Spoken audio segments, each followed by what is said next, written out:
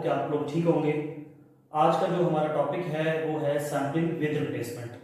तो इससे पहले कि मैं सैम्पलिंग विद रिप्लेसमेंट का पूरा प्रोसेस बताऊं, सबसे पहले आपको ये पता होना चाहिए कि व्हाट इज सैम्पल, सैम्पल हम क्यों कलेक्ट करते हैं और फिर क्या फ़ायदे हैं। ठीक है, तो जैसे कि मैंने बोर्ड पहले से थोड़ा सा फिल किया हुआ है, इसमें देखें सैम्पल की डेफिनेशन क्या है। It refers to a smaller part of large group.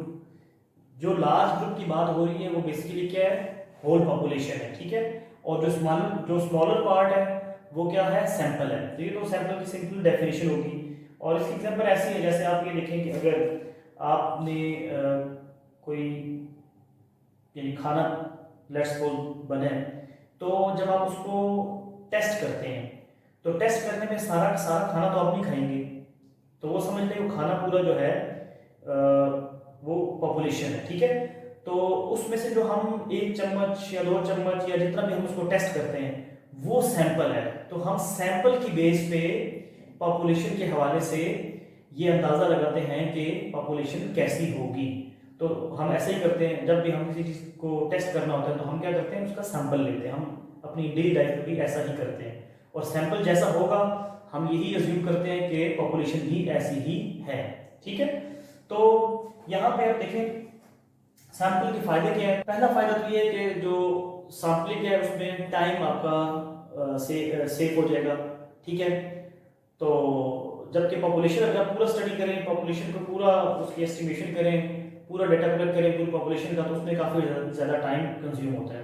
तो एक पहला फायदा तो ये है कि टाइम सेविंग है इसमें। ठीक है, दूसरा जो बेनिफिट है सैम्पलिंग में वो ये है कि इसमें पॉपुलेशन की निस्बत रिलेटिवली लेस कॉस्ट आपकी आती है। ठीक है, तो ये दो फायदे सैम्पलिंग के। अब सैम्पलिंग विद रिप्लेसमेंट क्या है, तो मैं बेसिकली सैम्पलिंग दो टाइप्स की होती हैं। एक सैम्पलिंग विद रिप्लेसमेंट होती है और एक सैम्पलिंग विदाउट रिप्लेसमेंट होती है।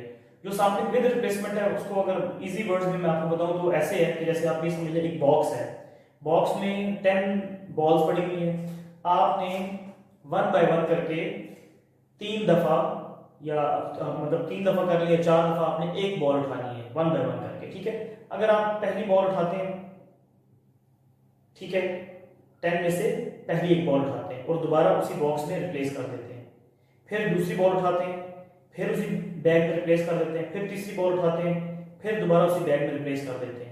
तो ये है सैम्पलिंग विद रिप्लेसमेंट, यानी इसमें बॉल उठाने के बाद दोबारा बॉक्स में रखी जाएगी। ठीक है, और सैम्पलिंग विदाउट रिप्लेसमेंट क्या होता है कि अगर आपने पहली जो बॉल ड्रॉ की है बॉक्स में से निकाली है वो निकालेंगे और उसको फिर दोबारा उस बॉक्स में नहीं रखना, उसको साइड पे कर देना है।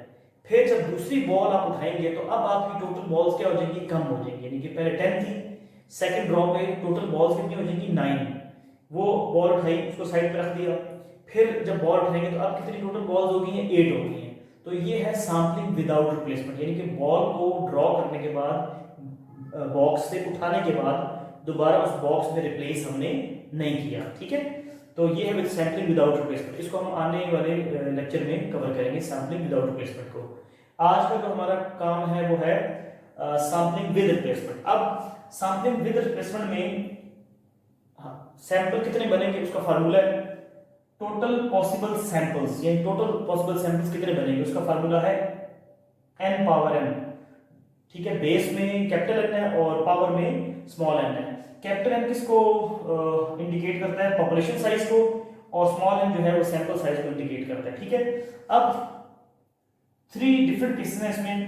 पहला केस ये है कि अगर पॉपुलेशन का साइज जो है वो सैंपल साइज से बड़ा हो, दूसरा केस है कि पॉपुलेशन का साइज सैंपल साइज के इक्वल हो, और तीसरा केस है कि पॉपुलेशन का साइज सैंपल साइज से कम हो।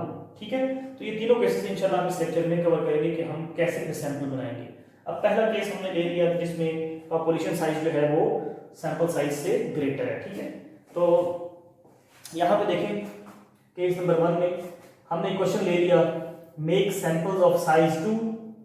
ठीक है, सैंपल्स ऑफ साइज 2 यानी कि स्मॉल n सैंपल साइज होता है, वो क्या है 2 है, विद रिप्लेसमेंट फ्रॉम पॉपुलेशन 2 3 5 9।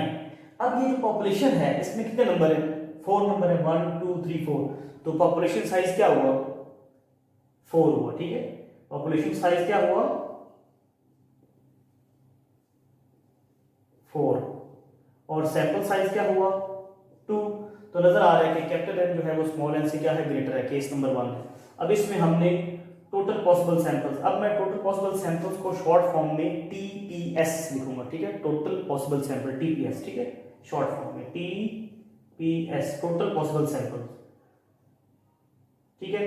तो ये हो जाएगा n पावर n, जो फार्मूला हमने यहाँ स्टार्ट में लिखा था, ठीक है, 4 पावर 2 इज इक्वल टू 16। क्योंकि सैंपल साइज जो है वो क्या है 2 है, तो हर सैंपल में कितने नंबर आएंगे 2 नंबर आएंगे, ठीक है। तो हम जो पहला इनके पहला जो नंबर आएगा वो हमने कैसे देखना है कि वो जो फर्स्ट नंबर आएगा वो कितनी दफ़ा रिपीट होगा, उसका भी एक तरीका है, वो ये है कि आप टीपीएस को कैपिटल एन से डिवाइड करेंगे, ठीक है, कैपिटल एन से टीपीएस को क्या करेंगे डिवाइड। टोटल पॉसिबल सैंपल 16 है, कैपिटल एन जो है वो 4 है, कैपिटल एन क्या है 4, ये क्या आ गया 4। अब जो हमने नंबर शुरू करना है, जो हमारा दूसरे लफ्ज़ में फर्स्ट कॉलम बनेगा, वो उसमें क्या होगा हर नंबर 4 टाइम्स आएगा, हर नंबर कितनी दफ़ा आएगा 4 टाइम्स। तो देखें पहले 2 है, 2 2 2 और 2, फिर है उसके बाद 3 नंबर है, फिर 3 4 टाइम्स लिखेंगे, 3 3 3 3, फिर है आपका 5 है, 5 को भी 4 टाइम्स लिखेंगे, 5 5 5 5, फिर है लास्ट नंबर कौन सा है 9, 9 को भी 4 टाइम्स लिखेंगे, 9 9 9 9, ठीक। कॉमे के बाद अब दूसरा नंबर आएगा, ठीक है, कॉमे के बाद क्या आएगा दूसरा नंबर। अब इसमें देखें कि ये जो हमने पहले नंबर लिखे हैं, ये समझ लें कि आपका